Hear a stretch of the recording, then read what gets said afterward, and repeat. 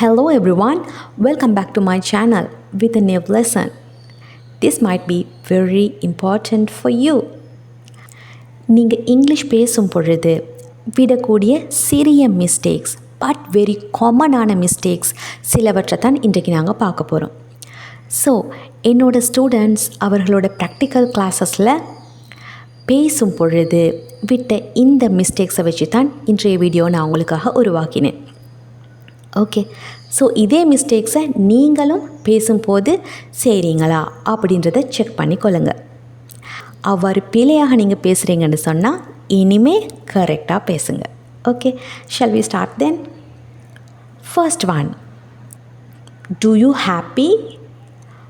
Do you hungry? Do you fine? Are these sentences correct? Wrong. So what is the correct form? Are you happy? Are you hungry? Are you fine? So நீங்கள் do you இதுக்கு பிறகு ஒரு adjective use பண்ணக்கூடாது. happy, hungry, fine இவை adjectives. So adjectives use பண்ணுற பட்சத்தில் நீங்கள் are you என்று சொல்லித்தான் சேர்க்கணும். Are you happy? Are you hungry? Are you fine? Are you sad? Understood? அப்போது do you அதுக்கு பிறகு நீங்கள் என்ன யூஸ் பண்ணணும் என்று சொன்னால் V1 form of verb. V1 form அதாவது base form of verb. Do you study? Do you work? Do you feel better? இந்த மாதிரியாக do youக்கு பிறகு நீங்கள் ஒரு V1 form of verb தான் யூஸ் பண்ணணும். ஸோ இதை மறக்காதீங்க. Next, are you study? Are you work? Are you feel better? Is this correct? So are you இதுக்கு பிறகு V1 form of verb. இதுவும் நிறைய பேர் பேசக்கூடிய ஒரு விதம். நிறைய பேர் அவங்களோட ஸ்போக்கன் இங்கிலீஷில் இந்த விதமான சென்டென்சஸை யூஸ் பண்ணுறாங்க, which is also wrong. Are you studying? Are you working? Are you feeling better? So are you இதுக்கு பிறகு நீங்கள் ஒரு வேர்பை யூஸ் பண்ணுறீங்கன்னு சொன்னால் அதை ing ஃபார்மில் தான் யூஸ் பண்ணணும். are you அதுக்கு பிறகு வேர்ப் ing ஃபார்மில் யூஸ் பண்ணப்படணும். But you can use adjectives, nouns and everything after are you. are youக்கு பிறகு adjective யூஸ் பண்ணலாம். Example, are you happy? are you இதுக்கு பிறகு ஒரு noun யூஸ் பண்ணலாம். are you a teacher? are you a teacher? இந்த மாதிரி.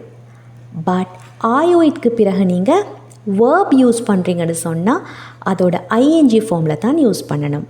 are you studying? are you studying? அப்போது do you யூஸ் பண்ணினா study. do you study? do you work? do you feel better? இந்த மாதிரி. ஸோ இதை நன்றாக மைண்டில் வச்சுக்கொள்ளுங்க. இந்த விஷயங்களை நிறைய பேர் கன்ஃபியூஸ் ஆகி பேசும் பொழுது மிஸ்டேக்காக பேசுகிறாங்க. ஓகே, நெக்ஸ்ட் ஒன், ஒரு கொஸ்டின் எங்கள்கிட்ட கேட்கப்படுது, where are you from?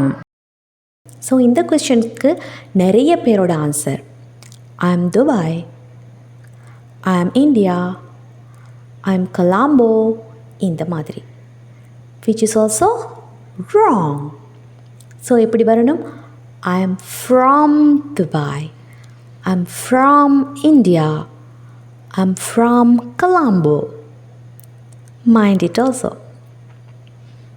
Next one, my father name is John, my mother name is Tara, which is also not correct. So அது எப்படி சொல்லணும்? my father's name is John. my father's apostrophe s போடுவது நாங்கள் அதுக்கு உரிமையானதுன்ற சொல்ல, அந்த நவுனுக்கு உரிமையானது. fathers அப்பாவின், my father's name அப்பாவின் பெயர், my mother's name அம்மாவின் பெயர். பட் his என்று சொல்லி வந்துச்சுண்டா he apostrophe s என்று வந்தால் he is என்னுடைய சுருக்கம். He is my father. My father's name is John. ஒரு நவுனிற்கு நாங்கள் அப்போஸ்ட்ரஃபியோட எஸ் சேர்க்கிற பட்சத்தில் அந்த நவுனுக்கு உரிமையானது என்று சொல்லக்கூடிய பொருளில் வருது. அதே போல் ஒரு ப்ரோனவுனுக்கு அப்போஸ்ட்ரஃபி எஸ் சேர்த்தா அது contraction of a helping verb. Is இன்னும் நாங்கள் சுருக்கித்தான் எஸ் என்று ஒரு ப்ரோனவுனுக்கு சேர்த்துறோம். அண்டர்ஸ்டுட்? நெக்ஸ்ட் மிஸ்டேக், நிறைய பேர் வரக்கூடிய அடுத்த மிஸ்டேக் என்னண்டா, லுக் அட் திஸ் பிக்சர்.